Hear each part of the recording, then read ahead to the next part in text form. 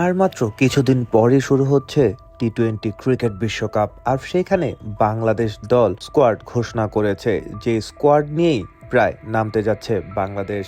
কারা কারা জায়গা পেয়েছেন সেই স্কোয়াডে চলুন জেনে নেওয়া যাক। লিটন কুমার দাস, তিনি টি-20 ক্যাপ্টেন, দুর্দান্ত ব্যাটসম্যান। আর ভাইস ক্যাপ্টেন হিসেবে রয়েছেন নিউ সেন্সেশন সাইফ হাসান, রয়েছেন মারমুখী ব্যাটসম্যান তানজিদ হাসান তামিম, রয়েছেন পারভেজ হোসেন ইমন, আরেক মার কাটারি ব্যাটসম্যান। তারপর রয়েছেন মিস্টার ডিপেন্ডেবল তৌহিদ হৃদয়। জায়গা পেতে যাচ্ছেন নুরুল হাসান সোহান, উইকেট কিপার ব্যাটসম্যান এবং রংপুর রাইডার্সের ক্যাপ্টেন।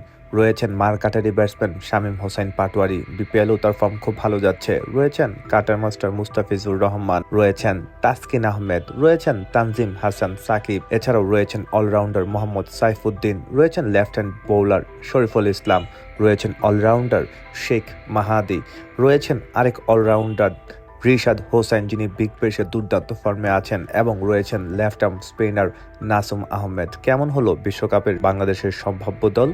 কমেন্ট করে জানাতে পারেন।